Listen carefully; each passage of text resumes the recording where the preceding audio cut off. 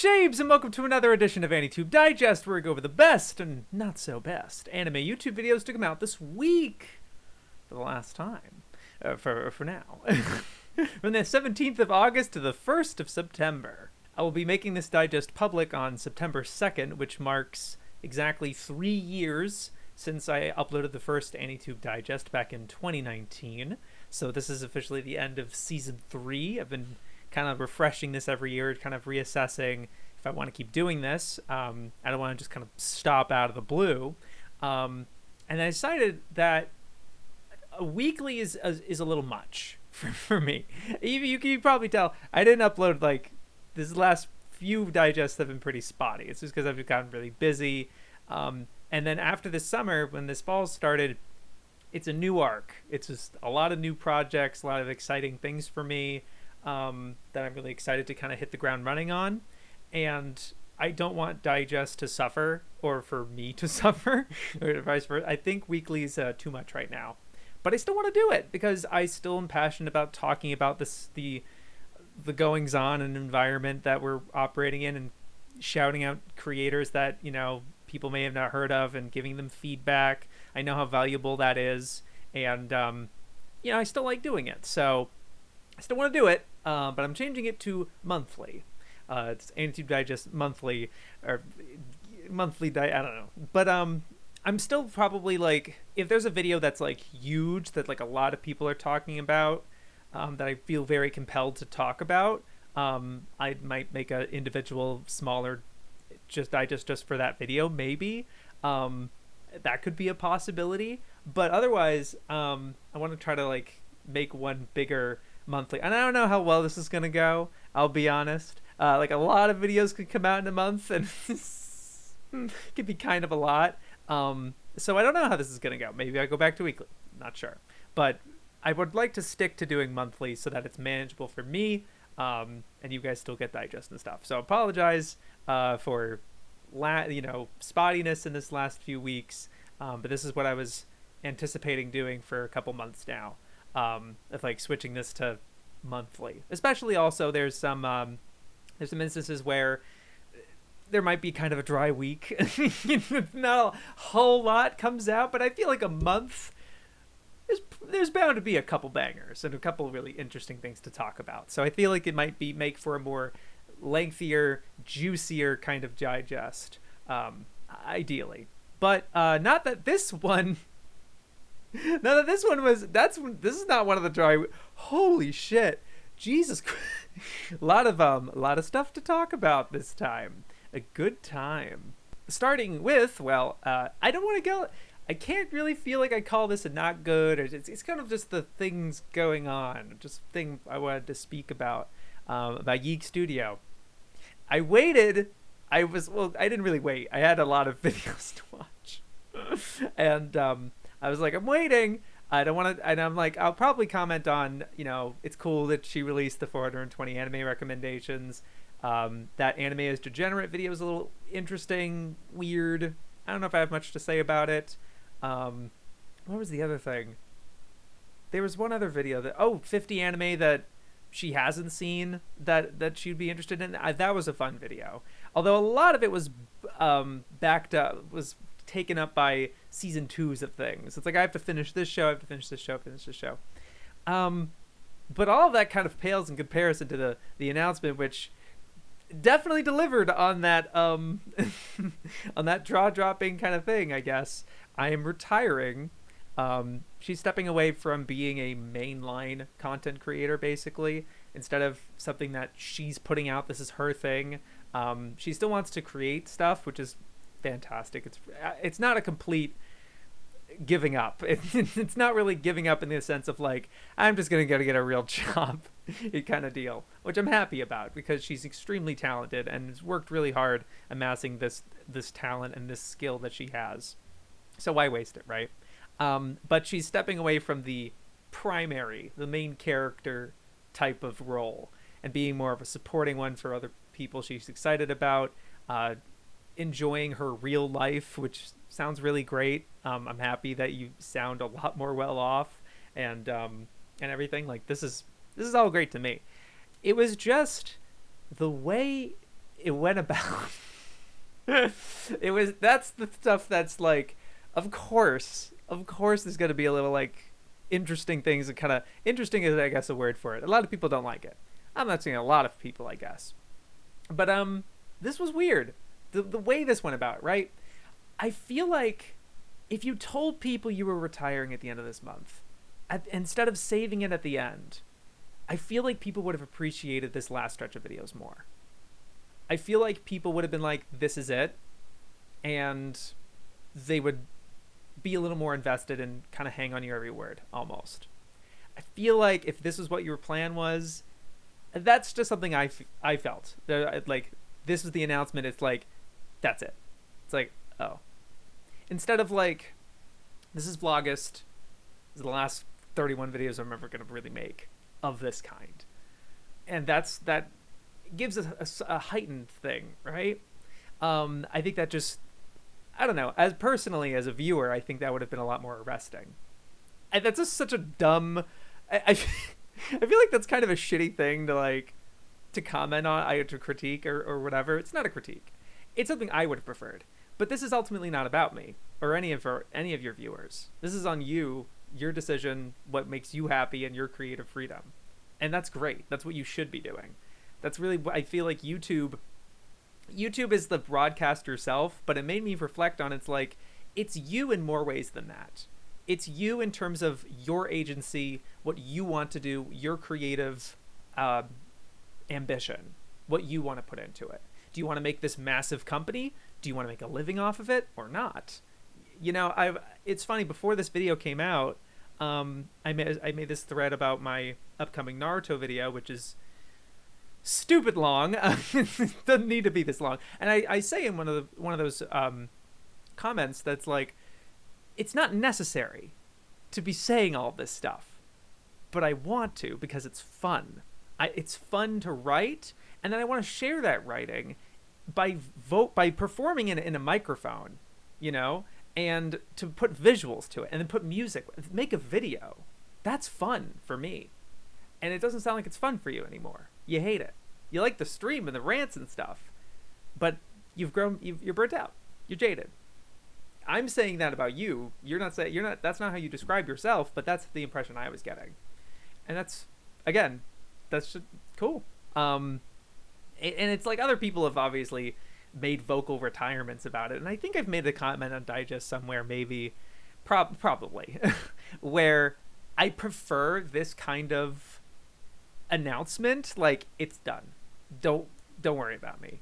Rather than hanging on months, years, are they ever going to upload again? Before I forget, I just remembered something you mentioned in your video that I want to comment on, that something I can relate to.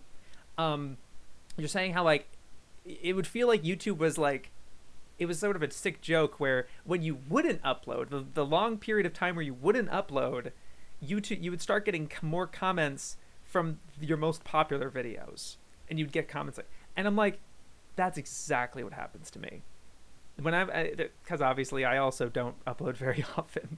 And so the moment I get comments on my Berserk video, the one that has over 500,000 views, that's when I know that, okay, YouTube, that, you know, they're not interested in showing people what I have to give or whatever, and they're just kind of waiting on a new video from me, which I feel like I am grateful enough that, like, based on my size and based, you know, that I'm fortunate.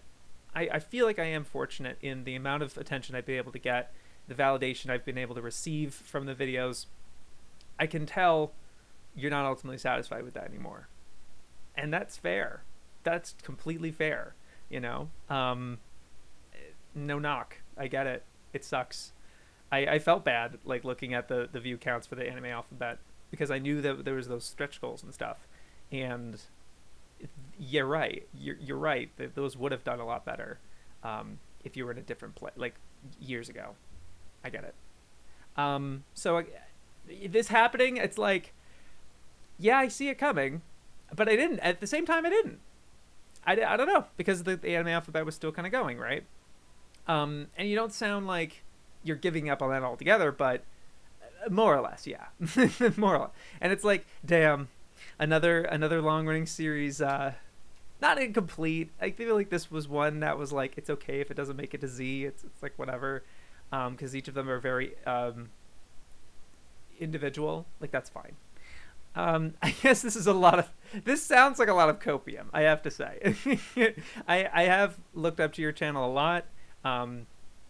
You probably know, I think, featured briefly. You're one of those channels to me that I get really jealous of.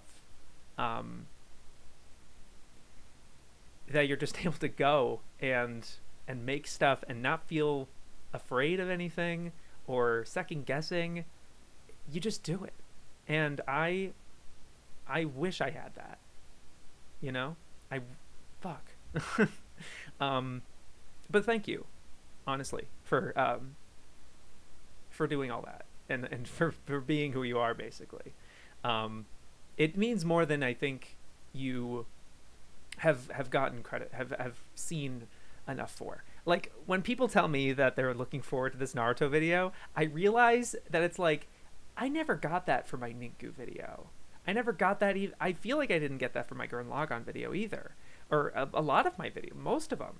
Where, like, if I tell them, they'll be nice, sure. But, like, I got, like, unprompted comments of, like, oh, I can't wait for that. I've never gotten that. And it's such a small thing. But it really made a difference to me. So thank you to those people that do that. And I get it. The lack of appreciation. There's so many of those silent viewers that never comment, never patron you, never give you money. But you make a positive impact on their lives. And you're never going to know. It's so weird. And frustrating, too, because it's like, well, I want that. I want to know that. It's easy to forget that, I think. There's just as many people that hate your guts, like, sure. And you've made mistakes. It was weird that in this video you talk about it as it just kind of happened and things you did wrong.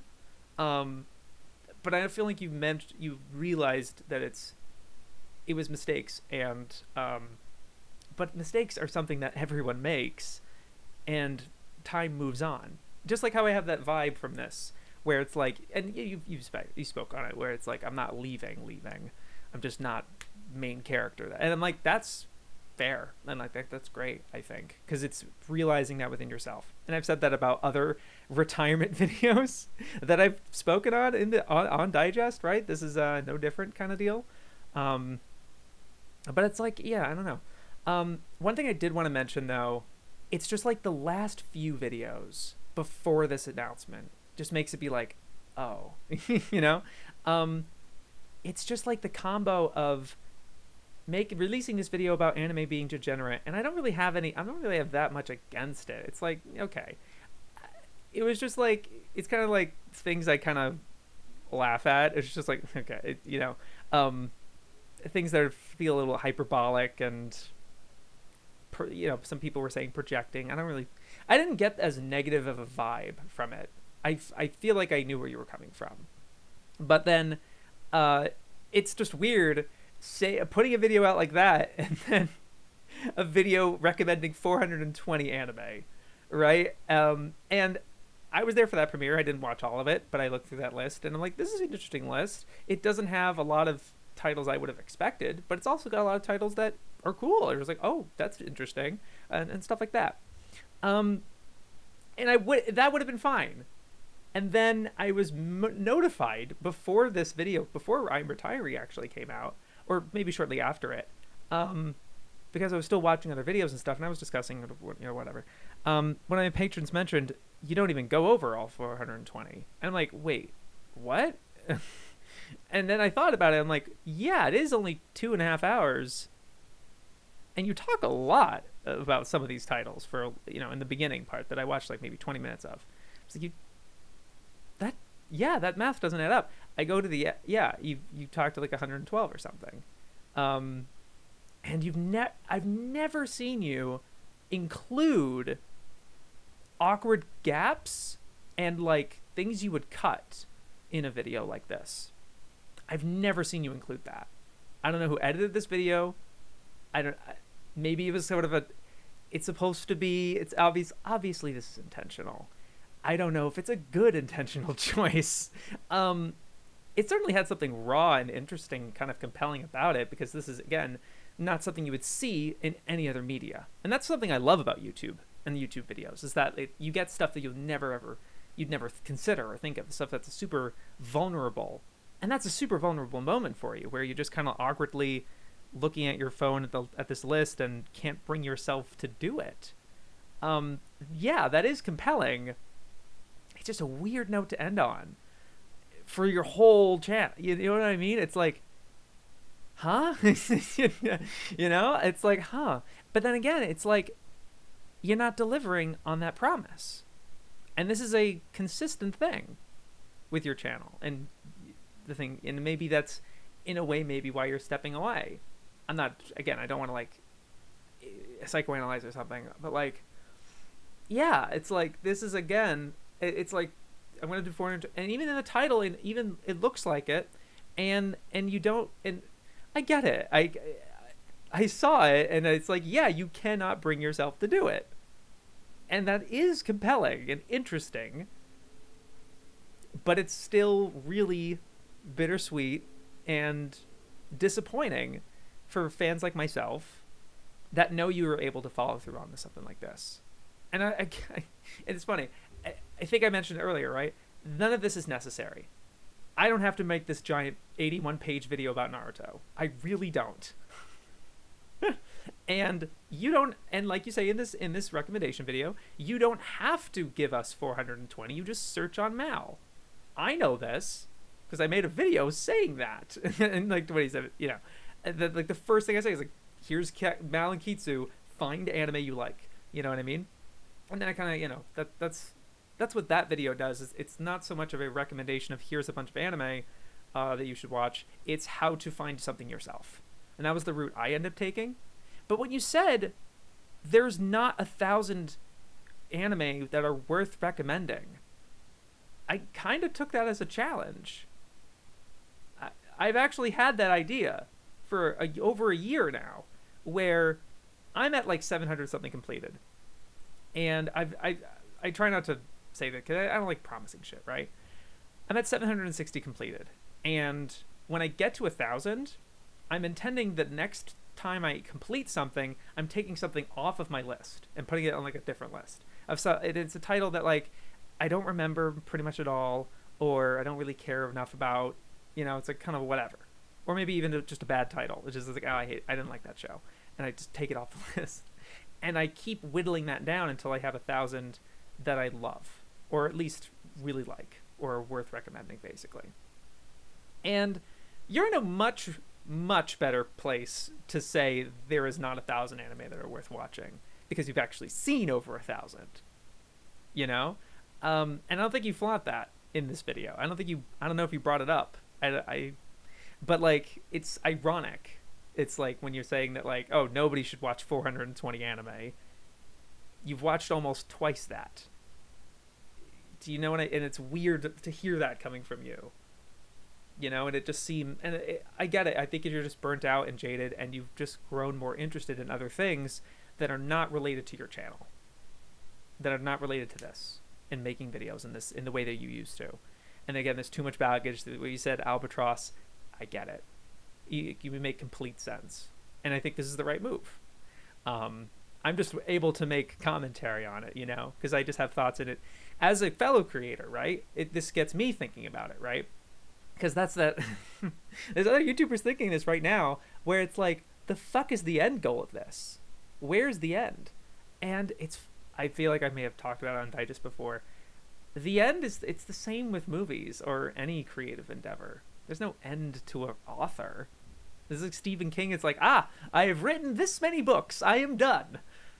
No, he can keep writing until he wants to, until he retires or dies or whatever. You know, it's the same. It's a medium. YouTube is a medium, the same way painting is. And like, I have painted my last painting. You can say that, or you could quietly I just stopped painting after a while. That's like if people stop making videos after a while, and that's fine, you know. And this is great. I just think it just takes a lot of bravery and self-awareness. And again, like the way you described your decision to unlist all your videos and stuff, and how you're able to just commit to that and do that is something I admire. I think way too much about this shit. And so yeah, thank you. Thank you. Sorry, it's Jimmy Fallon thing. Yeah, I'll still follow you. I'll still keep tabs, and maybe reach out for a collab. Although I imagine you want to be paid for it, which is fair. But yeah, we'll keep in touch, I suppose. It was really great talking about your stuff. Seriously. I got a request video from Doji. He wanted me to talk about this Sideways video. I didn't know he made this. It's unlisted. I don't know how Doji got it. How to go Super Saiyan. And it's a very quick kind of little shitpost thing. And he's just taking the scene of Goku first turning Super Saiyan and setting it to this like kind of gospel song. And it's neat. It's really neat. I don't know how much Doji thinks I can talk about this. I guess it's sort of surprising to see Sideways upload something like this. But it makes sense to have him unlisted because he's kind of known for really big video essays. Although the last one was a year ago. Yeah. You know, it is what it is about these stuff, right? But yeah, I like the song a lot that he chose. I've never heard it before.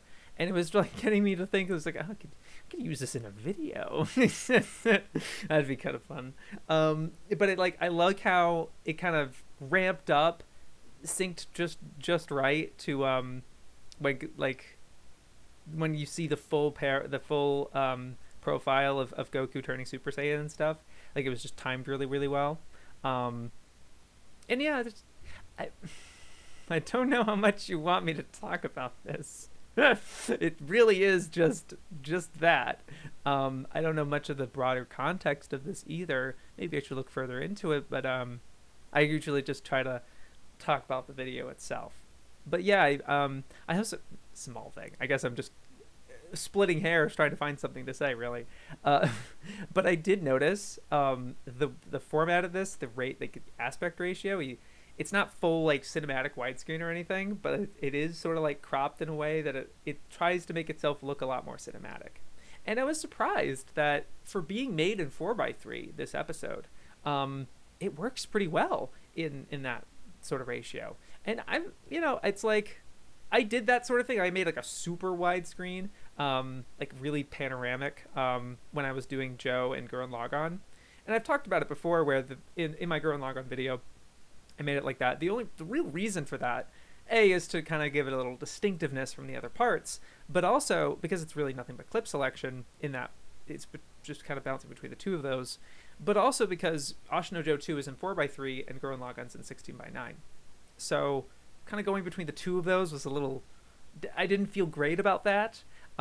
So I made like one aspect ratio that neither of them were natively in, and I actually like either kind of stretched them or moved them every single shot.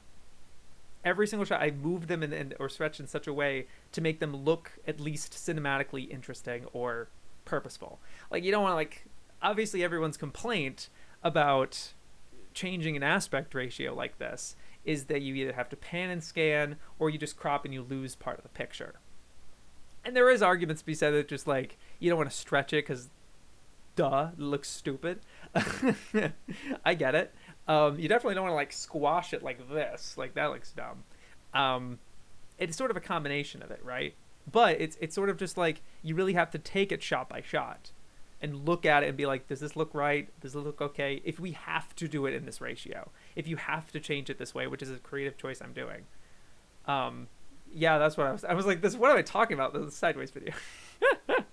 But yeah, it's like, I think as long as you go shot by shot and you really pay attention to these things, and again, yeah, the pan and scan just isn't a great solution, I think, because as you're trying to, try to get the whole shot in, basically. Frame it as best you possibly can, as if it was meant to be in this native ratio. Kind of what I'm saying. Anyway, I was just saying, I like how that was probably nothing that he decided. It may have been just the way the Funimation one looks, or I don't know. But yeah, I really liked that you recommended me this. How weirdly short as it is, and I hope that was enough interesting talk. Yeah. Thanks for recommending that, Doji. Okay, now for some videos that I thought were decent. Pretty good. It's BennettTheSage. Rebuild of Evangelion, you are not Shinji. Part 2. And I did a whole separate video because it ended up being over an hour of my notes and my qualms and stuff. There really wasn't so much in this one. It was kind of packed with information that all things considered really don't have to be there. Like, he just talks about Love and Pop and Karikano for a good chunk of it, but it's like, it's really, it was only to chart the entire history of Hideaki Anno. And then he doesn't even go that far. You know, he goes up to the rebuilds, but then he doesn't really tap into any of Shin Godzilla, or any of this latest stuff, right? He just kind of does Love Pop, Karikano, this fallout with Gynex, and then the rebuilds. And it's like, okay. So it's not as like meandery and information heavy as his first part. It's a little more analysis based, especially the rebuild section, which I found actually to be the most one of the most tolerable breakdowns or just, you know, walkthroughs of these films that I've seen a lot of them, and I don't really care for most of it because I don't care that much about the rebuilds, save for the fourth one. And for me, I love the fourth one so much that all you have to do is say that it's good, and I'll be like, good, I believe, great, you know. And then if you don't, it's like I tune you out. It's like I actually am not interested at all in what you have to say. Sorry. And that's just my personal, like, whatever. So I liked Bennett's coverage of this, and it was ultimately, it was pretty positive, all things, you know, it's even-handed, actually.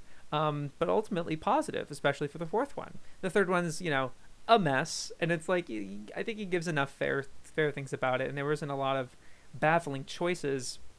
There is that one comment he makes about Karikano and like the budget with the animation, and they use panning stills, and I made a little stink about that on Twitter, but that other than I did mention on Twitter as well, I quote tweeted this, that I'm like, look, I don't want that little dunk to take away from how pretty dang good the ending is. The rest of the video is kind of alright.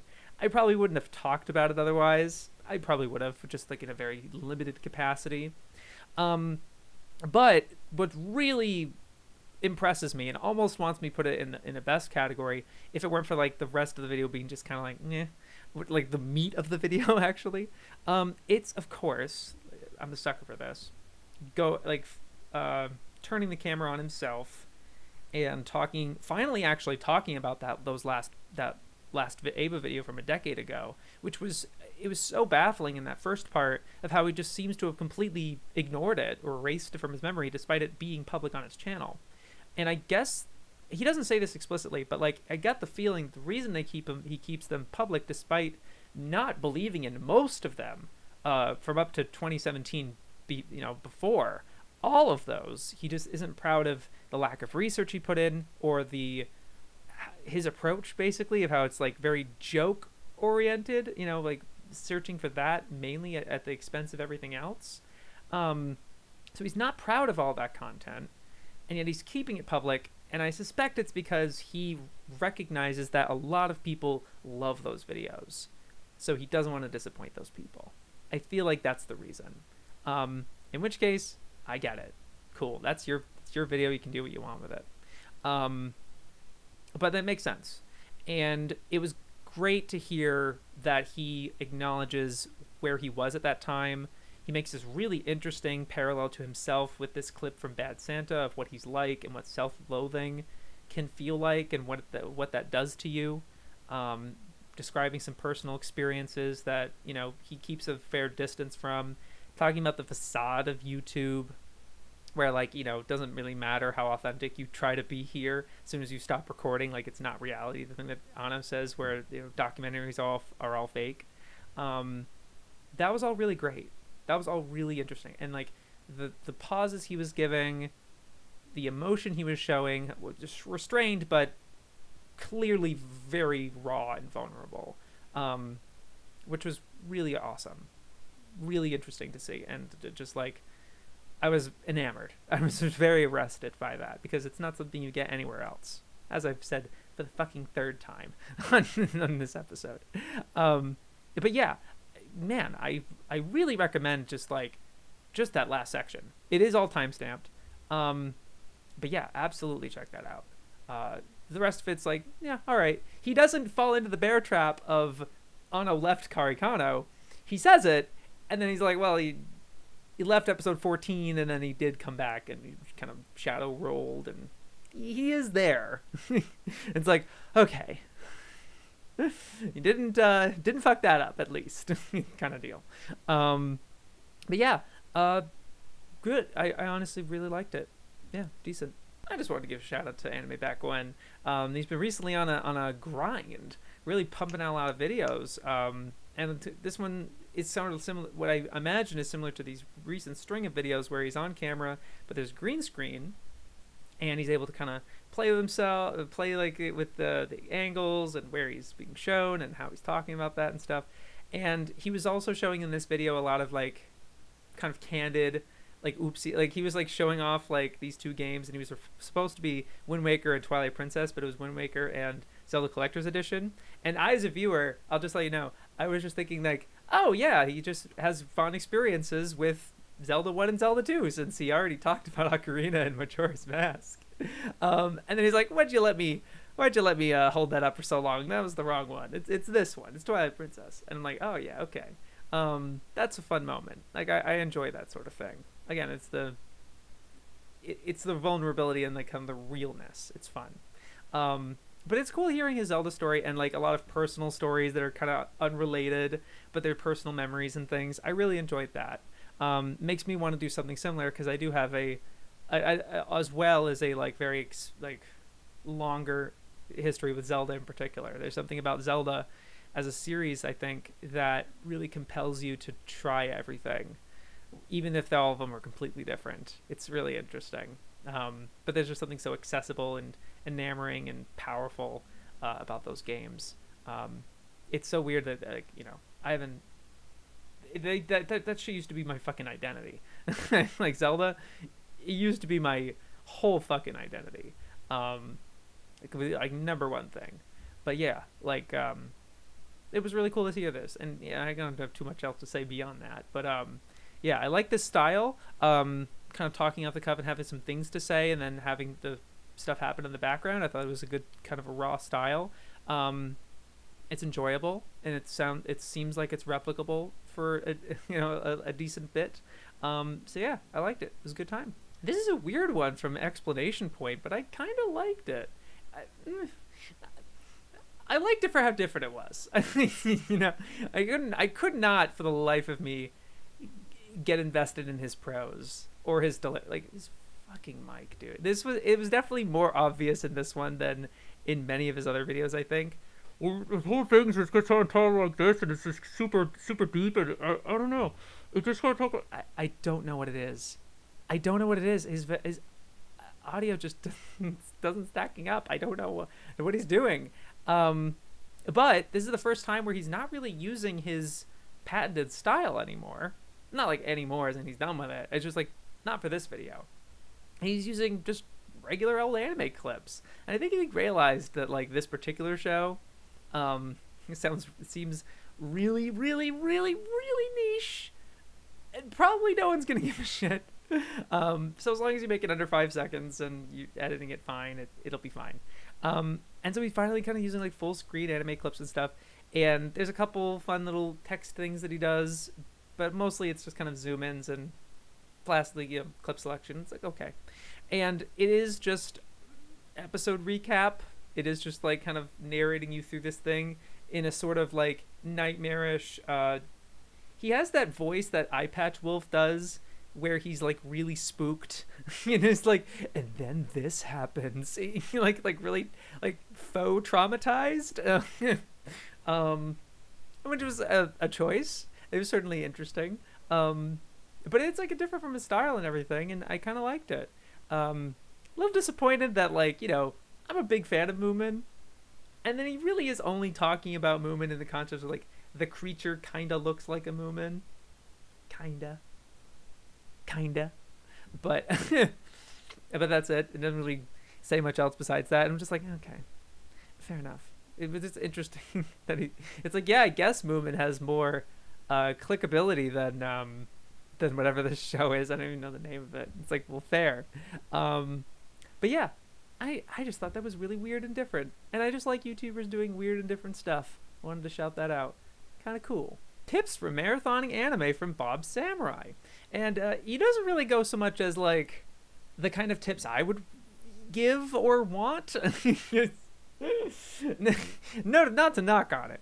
It was just stuff that like, it's like, oh yeah, caffeine. This is what I do for caffeine. I have this big jug, and I have this. I'm like, oh, okay. Or just like, you got to be well rested. And he's like, you sitting on the bed, it works. But this is something you want to watch out for. And then I kind of fall asleep, and I have to restart the episode. That sort of thing. It wasn't so much of the stuff that I would say of just like, how many episodes a day? How do you feel about OPs and commentary on stuff like speeding things up, which, God. But like the anime itself, like what to choose, And I like that a lot of this video was him describing the things that would get in the way at first. Of just like, this used to bother, like this was, but he's like, I liked the dub because I was able to do other things, but then I wouldn't be paying enough attention. I'd find myself not paying enough attention. But then subbed, assuming you kind of get used to it, it's much easier to focus on it. And I completely agree. I've been watching One Piece, and usually I'm a very fidgety person. I like that he showed the things that he fidgets with, and it's like, do something with your hands and stuff like that. And working, it was tips that like I wouldn't have expected. It's kind of fun. But I was even thinking so much of just like, how much can you watch? Are you able to reasonably, what time of day? How do you deal with meals? And I don't know, just through certain things that I've experienced through watching anime and trying to get through stuff, some barriers that I've gone through.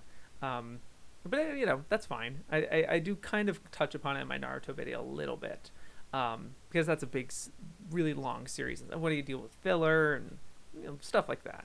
But this was still really interesting, and I appreciated that he took the time to talk about it. It was also really funny, not funny, I guess, but it was interesting, the brief moment where you're kind of talking about some other stuff, but then you mention VR, and then as you kind of continue to talk about other stuff, it's just you playing VR, and then like that was kind of fun. That was kind of like, oh, cool, something I wouldn't have expected, or just sort of fun and interesting.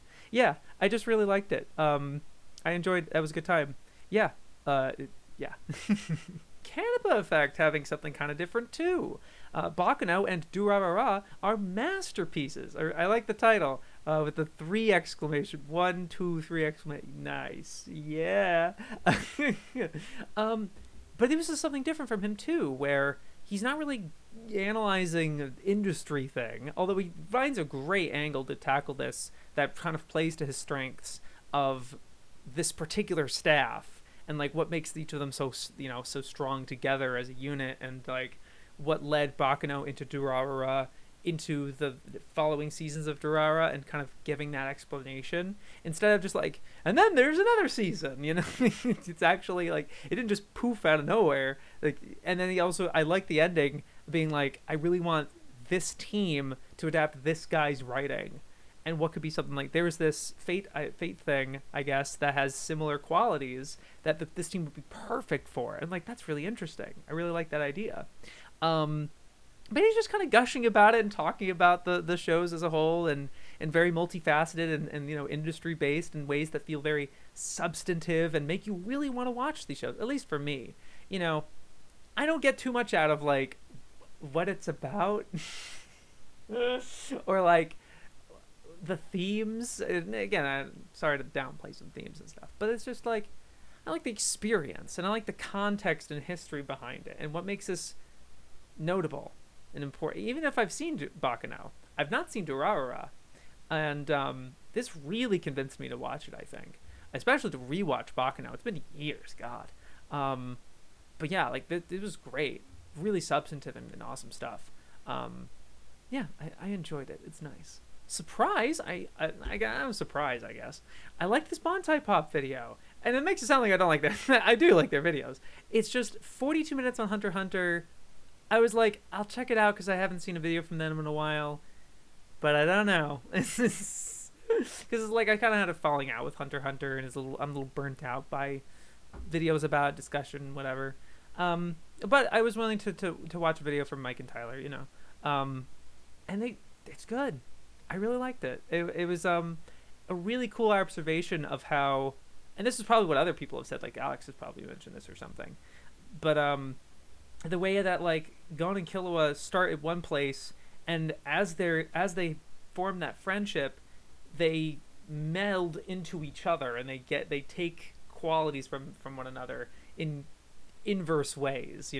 Gon becomes more corrupted because of Killua's influence, and Killua becomes kind of redeemed through Gon's purity, and so they kind of have this mix, and they're on the other side by the end of it. And it's that's a great idea. That's a great point.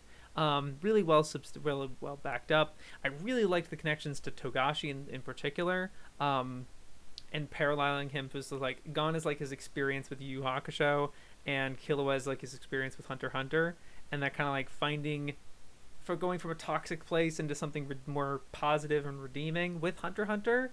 Great points. Oh my god, you're on it. It was such great. It was all in the substance. I didn't think I'd be getting too much out of the style of this video, and I was realizing it's like I don't feel like I get a lot out of the style for most of your guys' videos. And it's not that the editing's poor, not at all. I kind of think it's fun where you have some of these like edits with like the heads and having Mike fall off a mountain and shit like that. It's fun. It's not like boring editing, but it's not editing that's like catching my attention. It's very clip selection, very uniform and stuff like that. I'm not saying you need to improve it or whatever. I think it's completely serves what you need to do. Oh, it reminds me, Mike having that parallel with Togashi, and how it's like the years of YouTube has done a toll on his body, and so they have to dial back as well. And that's like that was so interesting and insightful. And again, the personal insight is the really core stuff. It's kind of what YouTube should be, in my opinion. But yeah, no, I really liked it. It kept my attention the whole way, despite me, like kind of being tired of it almost. This was great. Really liked it. I gotta admit, the line of decent and best has really blurred for me, especially in this particular installment. I no longer feel that comfortable really deeming one of the videos to be decent, one of them to be best. I just want to talk about videos I like. I think the videos I watched and all the way through and have something to talk about. So distinctions of best and decent. They're all real. I liked them. You can just tell by my commentary. Anyway, I just want to put that down. Sorry, but not like I'm gonna kill it all together. It's just something I have to consider moving forward, because I don't feel like I actually have that much investment in it, all things considered. That's okay. Maybe it helps with the. I don't know what it does. Let me know what you think. It's like, no, don't get rid of decent and best. Besides it being iconic, besides it being just like, I need my fix. Then it's like, okay. But I want to talk about this 4-StarBento video, Dragon Ball Z Abridged Creator Commentary Episode 1. And they've done the reactions for 2 and 3. My buddy Nice Guy edits these, and he does a pretty good job, actually, because it's, a lot of these kinds of reaction videos, right? It can always just be one static shot, but there's actually a lot of supplementary footage, reactions, really playful stuff happening throughout the edit as well.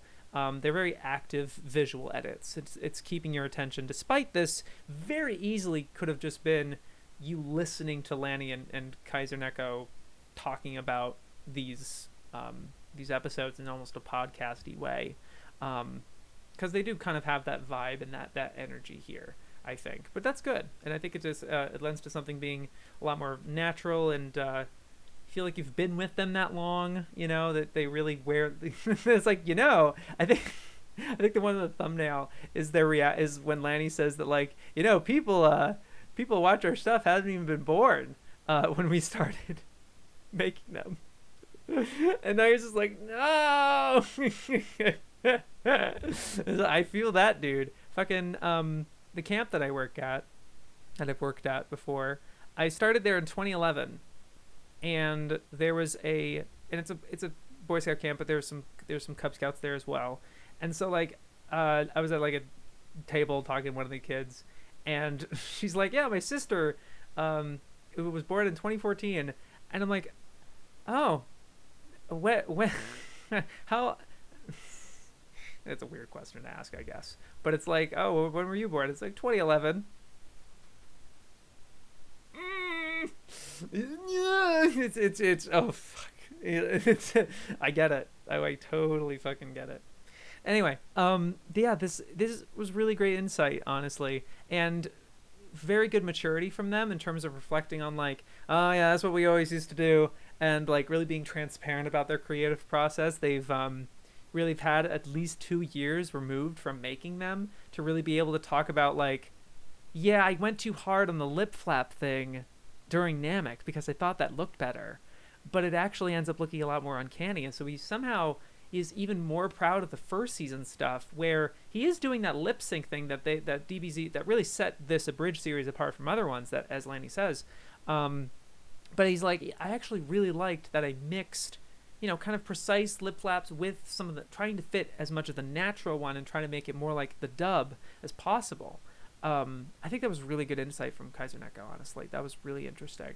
And it's just kind of a reflection and the insight and their history, and it's like, oh, my mic's so bad, and like, oh, Masago's is the best one, it has the best mic, and I think he actually told me where to get the best mic, and like stuff like that. It's just like you're in the room with them, and it feels like you've known them. It's so nice and like refreshing. I really enjoyed this, and I definitely want to watch more of them, especially because it's so much of the creative process and the kind of behind, not even behind the scenes in a way, because behind the scenes always feels very sanitized. It's like what you want to show the viewers, but this is like, feels more of like a, almost a retrospective, and it's just like how brutally honest they are for some of these, where it's like, how did people watch past the first episode? And it's like, dude, there's watch throughs right now who watch further than this. They're like, it gets better, I guess, you know. It was funny, but it's true. Like these first few episodes, I don't remember them for shit, but I remember watching them because it's a serialized thing, you know. It's like you gotta watch the whole, all of it, because you're bored. Yeah, you know. I think, at least I feel like that may have been my perspective, but yeah, really great insight, really good presentation from Nice Guy. Great video. Love that they're doing this. OniMaru's back? What? I like the intro. It's just like, most of the viewers are gone. My channel is dead. Is it? But I'm still here. Like, all right, yeah. That's another thing that's unique to YouTube as a medium. We can be so self-deprecating about our own channel, about our own what we're doing. You know, even think about it. There's like a lot of the kind of the interesting videos that I've seen lately.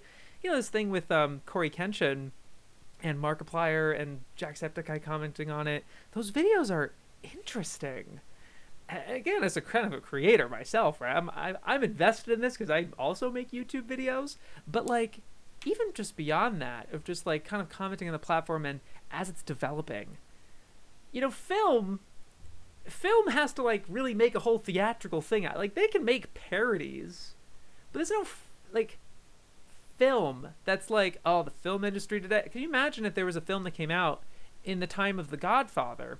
And because there's these documentaries that talk about how The Godfather was made at this time where like people thought film was dying, like it's over, it's fucking over, you know what I mean? But like, no one could make a film about that, right? And no one can just make a book. I guess they could, like a book about the state of the book industry. You know, but like YouTube or music the same way. I mean, they can talk about their struggles and problems, and that can kind of shine through a little bit. But like, this is, I feel like it's a different game. But also YouTube's able to comment on other mediums. You know, how many music songs are like, the book industry sucks? You know, YouTube is there's commentary. There's commentary in these media, and that itself is in the medium and is in the message. Kind of, it's so interesting.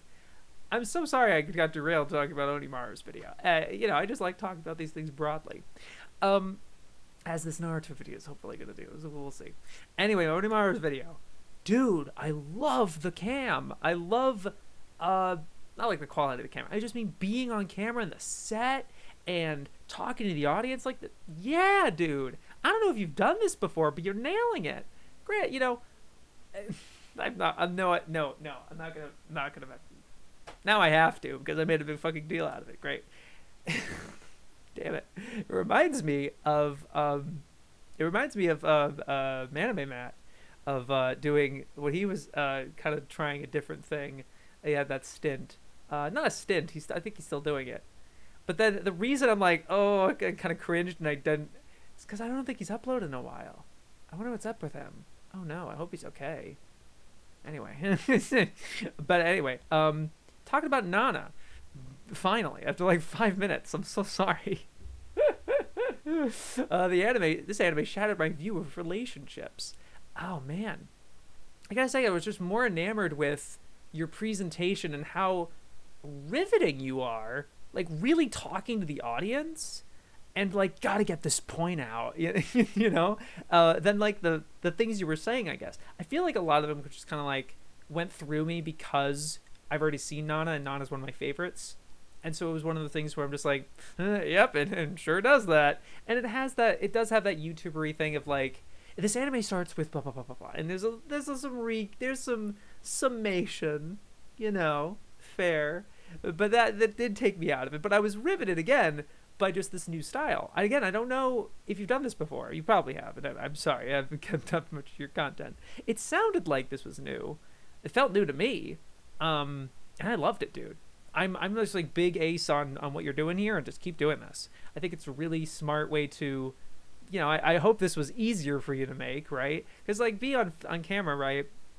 It's hard, but like I was about to say it's hard, but it's easier because yeah, it's difficult to like, you know, put yourself out there and be in your face, you know, like that. You know.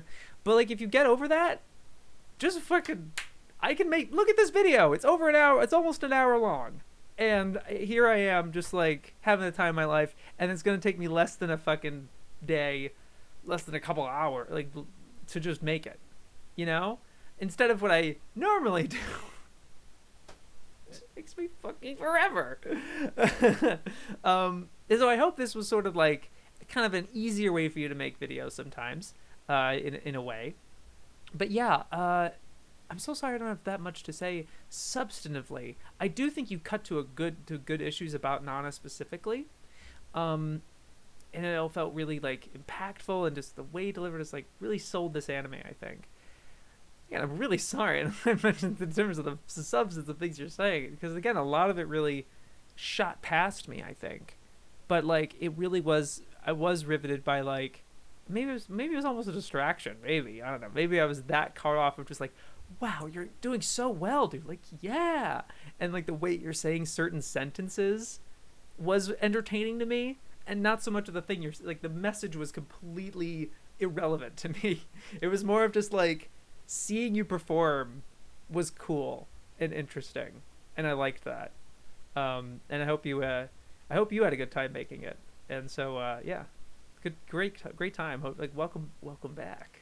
Hell yeah. The long-awaited part two, two big part twos in this video, both of which I gave a not good, I believe. You know what? No, I think I gave the first one a decent because I really liked kind of the latter half. But finding Saban Moon, she did it. She fucking found it. The whole pilot, 10 minutes, and the music video that we had initially, but now we have clean footage. Dang! It got big news coverage. And it's like, it feels like one of those events, kind of like similar to Ocean's Naruto cut, the Ocean cut. It kind of felt like one of those events. And this has already gotten way more views than the first part. And she gained 10K subs. It's like so exciting and really good for her. And yeah, it's a great accomplishment. The thing, right, is... I saw this... I was like, the first part was exactly this. I think I've said this exact thing in the first part, and it feels even more obvious in the second one, where the journey to finding this pilot almost all of it was unnecessary, because you're just kind of going through this journey, doing these interviews, making this big documentary video thing, and researching it, and it ends up the discovery of the pilot itself ends up overshadowing all of that work. Rightfully so, because it's huge. It's a really big deal, and that's what everyone really kind of cares about.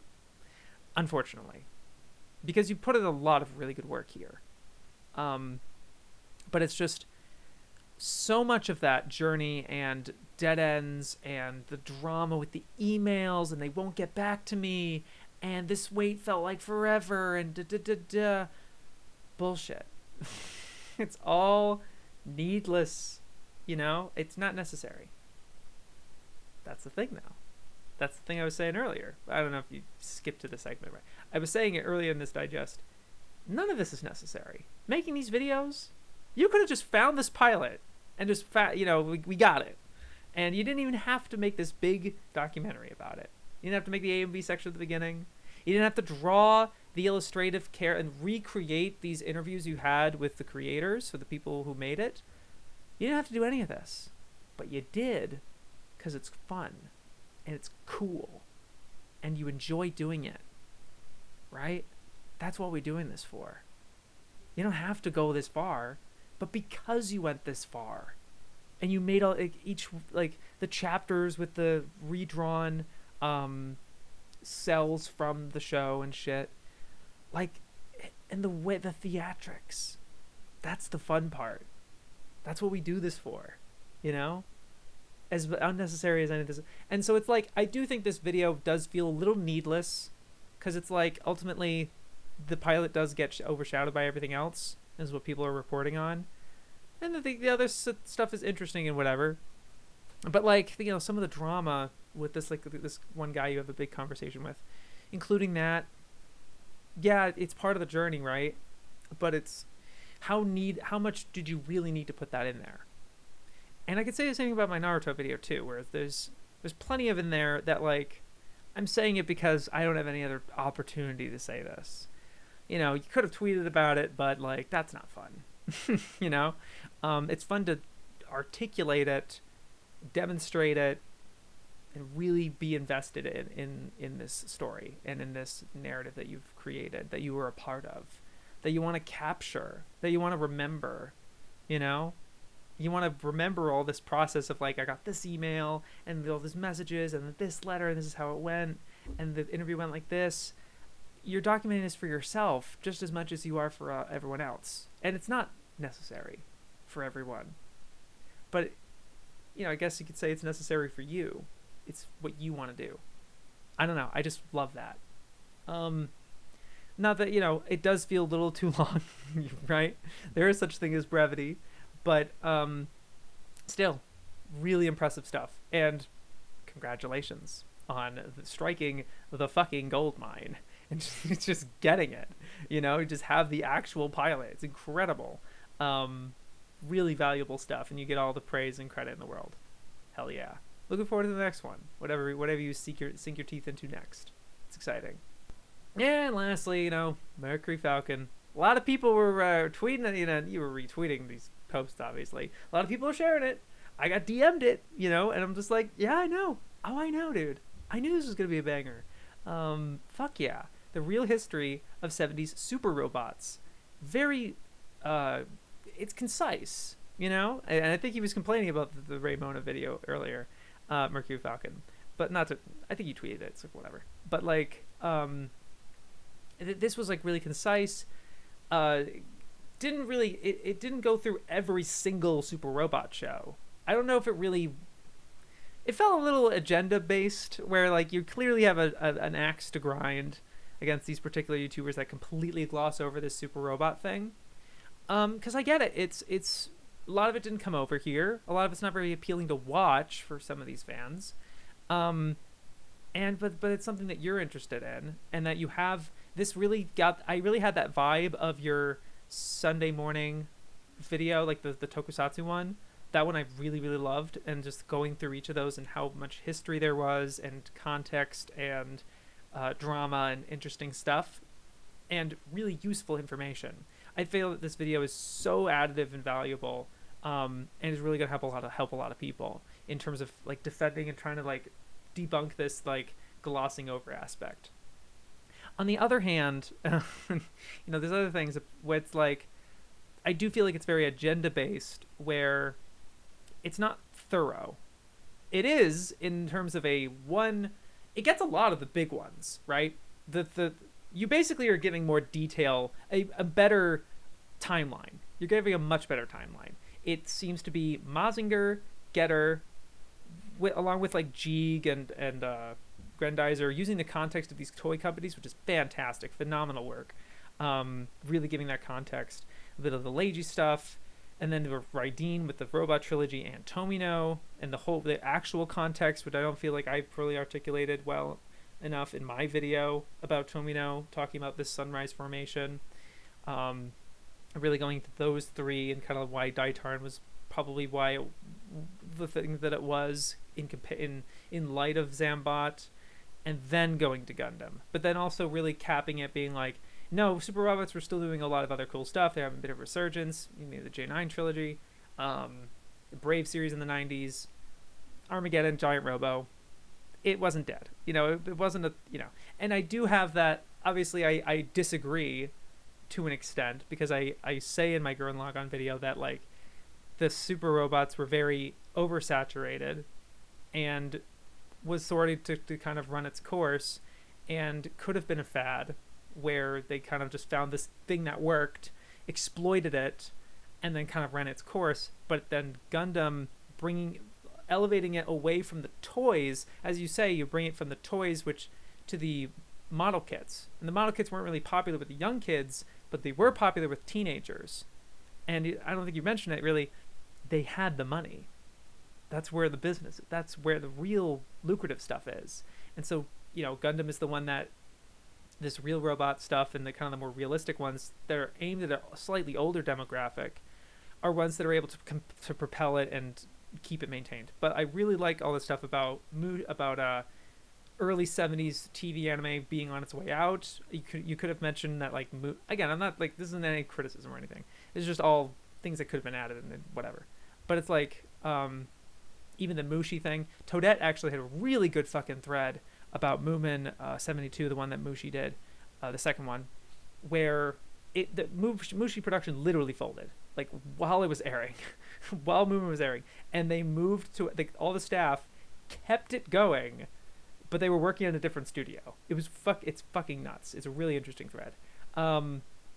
But yeah, anyway, it was just something that reminded me of when he was saying TV anime was dying. It was like, oh yeah, the whole Mushi thing, they were folding in 72 or whatever. Like, they were closed by 73 with Eldana, but yeah. But it's just, I don't know, where was I going with that? I just feel like there was a very distinct, you're just kind of fleshing out the timeline more. It's these particular shows, including a bit of the Tatsunoko, mentioning some things here and there, but there's still, I've done this project of Is Mecha Dead, and it didn't really go anywhere, so whatever. But like, I remember documenting all of this, the mecha series from the 1970s. There's a lot of them comparatively, and you don't talk about all of them, because all of them were just obviously like springing up. It was an oversaturated market. And I would like to think I can believe Yoshiyuki Tomino saying it's like, yeah, it was kind of in a twilight sunset, kind of on its way out, overplayed, saturated. But I feel like you're kind of burying that a little bit in favor of really giving that nuance. And these shows weren't actually yeah, they're for kids. Yeah, they have to sell toys, but they're really violent, you guys. Yeah, and I think you have a fair point there, and it's something that you've definitely echoed in the past with like Speed Racer, right? It's a great point to have. It's just that it's just like, I don't know how. What I took away for that I love about this is really defining that root line between all of them. Like Mazinger led to Getter, led to Ygg, and et cetera, et cetera. They all have context and drama and the things that you're adding. Great video. Very valuable. It was just things that got me thinking, and it was just like, I could kind of push back on some of this a little bit, in terms of just like, I don't know if you like the real robots really did give it new life, and I feel like if it wasn't for them, the super robots really would have been on their way out, and they wouldn't have. I don't know how lucrative this Brave series would have been if Mecha wasn't still a culturally relevant, kept itself going through these efforts of like Mobile Suit Gundam, etc. That's just my vibe, I think. But you've done more research than me, so you can have it. Fair enough. But yeah, again, super value additive. I just wanted to kind of give my commentary on that. Especially because like I feel like there were things in my video that in the Gurren Lagann video that kind of like butt heads almost. So I just wanted to ruminate on that. But yeah, it's an interesting rumination. At least I think so. That'll do it for this installment of AniTube Digest. Thank you very much for watching. Yeah, this is the last one that's weekly, at least for the foreseeable future. The next one's going to be in a month. And I hope to promise it'll be at least an hour. It'd kind of suck if it's only like 30 minutes and it was after a month. Dang. But we'll see. We'll play it by ear. The real reason, right, is really kind of a restructure, the new arc, doing new exciting things in my real life, in other jobs, but also trying to get this Naruto video done by the end of the year. It's 60,000 words. It's long. But I want to finish it in a reasonable, timely manner, not taking forever on this one. So cutting down digest is a way of helping that, hopefully, really trying to be productive. But I'm not cutting the Anime Encyclopedia streams. Those are going to be what's going to be showing up a little more often, hopefully. I took a couple months off on that one, and that was because couldn't fit it in with all the other stuff I was doing. Prefer to do digest over that. But yeah, I hope you enjoy this installment, and yeah, look forward to new stuff. The Patreon is hopefully shaking up a little bit as well. I was hoping to work on that today, but it's 8:40, and I have to release this. Anyway, you guys are great. You have a great month. Yo, peace.